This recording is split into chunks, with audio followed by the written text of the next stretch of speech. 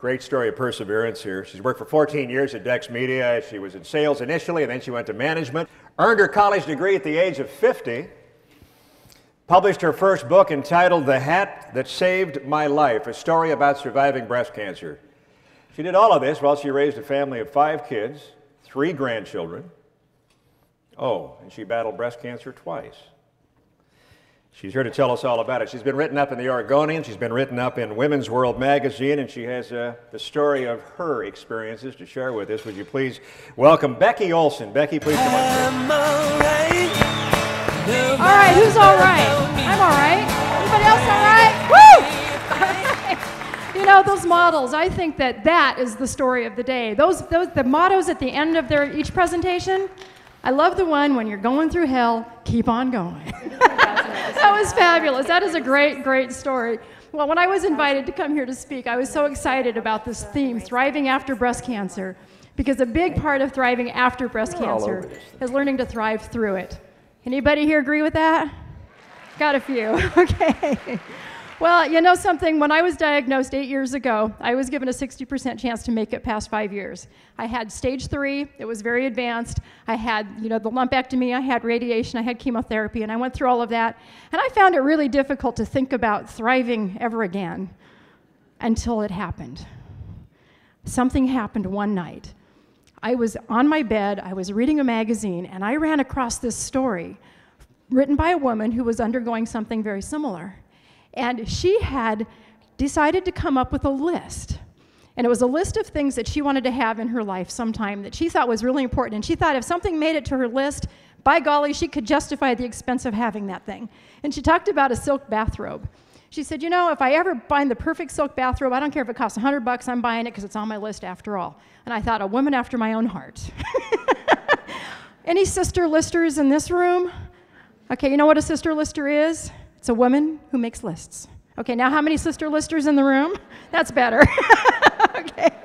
Well, I'm a sister lister. I've been one my entire life. And I tell you, I make to-do lists, project lists, grocery lists, Christmas lists. I have lists of lists. And now I have a spiral binder that maintains all my lists, and I notice my daughter's been writing in it. Good job. She's a list maker too. Well, one of the things that I started doing early in my treatment, I sat down and I made a list of things that I wanted to do before I died. And I know that sounds kind of crazy and morbid, but it really wasn't. We're all going to go at some point, right? But I wanted to make a list of all those things that you want to do someday. Anybody have something they want to do someday? Here, somebody tell me one thing they want to do someday. What do you want to do someday? She wants to go to Africa. Got your passport? Good, okay, that's a start. We all have things that we want to do someday, and I found myself with a whole list of things I wanted to do someday. But the problem was, someday never happens unless you actually do something to make that come to reality, right?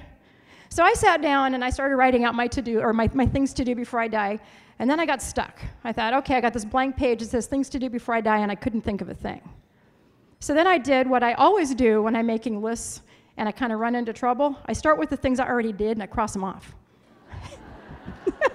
And ladies, that is a really good trick when you're in the middle of a day and you have one of those days where you just feel like nothing's getting accomplished. You're really stuck and you've been spinning your wheels all day, but nothing's happening, right? Stop what you're doing, write down everything you've done today. Start with wake up, make coffee, get dressed, go to work, and right there's 4 things you can cross off your list, right? Okay, and then finish all the other things you've already done, cross them off. By the time you're done, your list is half crossed off and you're going, whoa, I can do this. So it really helps a lot to have that list. So that's kind of what I did. I started with my list of things that I always wanted to do and had actually already done. For example, I wanted to learn to drive a stick shift. Okay, I was 40 when I finally figured that one out. Anybody here want to learn to drive a stick shift? Doesn't know how? Come on. I was 40 before I finally figured it out. I did learn one thing. You don't ever want to have your spouse or significant other teach you to drive a stick shift. See, they know that one. I tried 17 times with my spouse in the car. I couldn't get away from the front door. So anyway, what I did is I waited till I found the car I wanted to buy, and then I went to the car lot, and I said to the car salesman, I said, I'd love to buy this car, but you know what? I don't know how to drive a stick. He was really patient with me. Anyway, 30 minutes later, I drove that car home. So I started with the whole right side, filling up all the things I'd always wanted to do someday, and finally did. I had my car. I learned how to drive it. I'd been to Greece. I'd spoken in front of a group. I actually sang in front of a group. And those were all things that I checked off because I'd already done them. So now I'm back to my blank page, and I'm going, okay, what's left? So I started thinking, well, the first thing that's left is I always wanted to go back to school and get my degree, and I'd actually just started back 2 months before my diagnosis. And I remember kind of going through that dilemma, oh boy, do I keep going to school or do I quit and try to figure out, how to heal? And then I thought, if I stay home and quit, that means I'm going to be dealing with my circumstances, and I don't want to think about those. So, and plus I was halfway through a 5-week or 10-week math class. I was into my 5th week, and I don't know about you guys, but me and math, I do okay. I can pay taxes, and I can, balance a checkbook, but when it comes to putting a number and a letter in the same equation, 2 plus 2 is 4, but 2 plus n is what now? So I really struggle with that. So I don't like math. And I thought, I'm halfway through this. I don't want to do it again. So I thought, well, if I quit, then eventually I have to do this again. And I thought, now, I'm staying in school. So I decided to stay in school, and the very first thing I actually wrote on my list was get my college degree. Well, darn it, it took me quite a while. It took me 7 years from that point, but I graduated last June, and I'm very excited about that. Thank you. So I added a few other things to my list. I've traveled all over Italy with my beautiful daughter, Beth. We took a train. We flew into Rome and took a train all over Italy, and it was really wonderful. But the beauty of having a list like this is when you start thinking about the things that you want to do in your life, it really gives you purpose and cause to think about it. And I know it was mentioned by Tori talking with all of her patients, and that's absolutely correct. Life does change, once you've had breast cancer. And I think anybody in this room who's gone through any kind of a trauma in their life will realize that your life does change. But we still need to think about those things we want to do someday. Get them on a piece of paper, because once you've got them written down, you can start looking for opportunities. How many people in this room want to travel to Europe? Anybody want to go to Europe? Okay, all of you with your hands up, keep them up. How many of you have a passport? Ooh, I saw some hands go down. Okay, I'm going to give you a little tip, okay? The first step toward making these things really happen is to take a baby step. So for those of you who want to travel, go and get a passport, okay? Because you can travel, the only thing you have to travel to Europe is a passport. That's it. And they last for 10 years. And once you've got one, you'll be looking for opportunities. That next trip to Paris might only cost you $400. Every now and then you can get a cheap flight, right?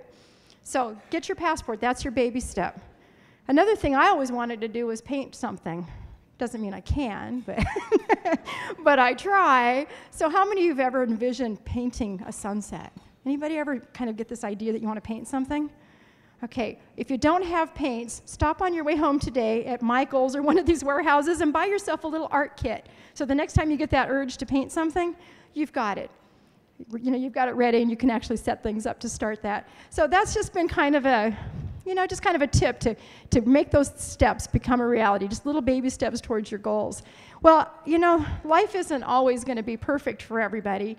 And I just, so many times we wait until things are just perfect before we make these decisions to step out. And I just want to share something with you. If you've never been blessed with breast cancer, don't wait until life strikes you hard before you start thinking about all these things that we already know, okay? Because life is short. Don't waste a lot of time. Start working on some of those dreams and those goals now, okay? So if you are right smack in the middle of treatment, it can be a little harder to think about what you're going to do. But still look for the blessings, because there are blessings. There's people that you meet because you had breast cancer. There's places that you have been because you have breast cancer. Maybe you're sitting in your doctor's office and you make a wonderful acquaintance with a new friend that you wouldn't have made if you didn't have breast cancer. So look for the blessings in it now as you're going through treatment, and don't feel like you have to wait to start living your life, because you don't. And then third and finally, and I'm getting ready to close here, so I just want to tell you one other thing. If you're clear on the other side of breast cancer, and you think that, maybe it's time, but I'll wait a little bit, and you're just waiting for everything to get perfect, don't wait for things to be perfect, because, they never will be. Nothing's ever perfect. Right about the time you think you got everything handled and everything's under control. I mean, look at me, for example. I just finished my book. I had a book on my list. I wanted to write a book, and then I wanted to publish it, so I finally did both, okay? Right about the time I got all that done, it was 5 days after I sent my book to my publisher to have him start the editing process. Life threw me a curveball. And doggone it, you know what? I got breast cancer again. So, but no, it's not a bad thing. I have this wonderful hat that is the subject of my book. It's called The Hat That Saved My Life. This is it, by the way. I've almost given this away 100 times, but I still have it. And this hat did help me save my life. And this is the subject of my book. But the way it helped me is because it helped me see the humor in my circumstances. You know, we all have things in our lives that don't go exactly the way we want them to go, and we get all these temporary setbacks. But you know what? Find a way to laugh at it, because it's just a temporary situation. And so it's all going to be better, and I'm thrilled to be here. I was thrilled to be asked. This all actually happened after I was asked to speak here today. So it's fairly new. I have 3 more treatments to go, and we're going to be through that just fine. But anyway, I do want to thank you all for being such a wonderful audience and group today. You guys are fabulous, and our models are fabulous, and Tori was fabulous. So thank you. Thank you.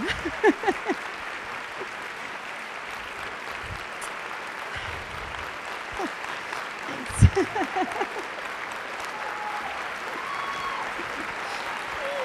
Thank you.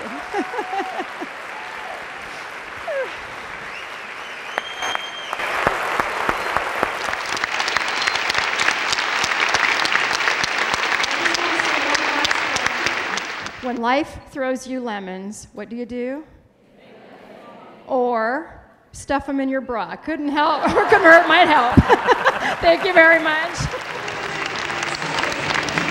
Becky Olson, everyone.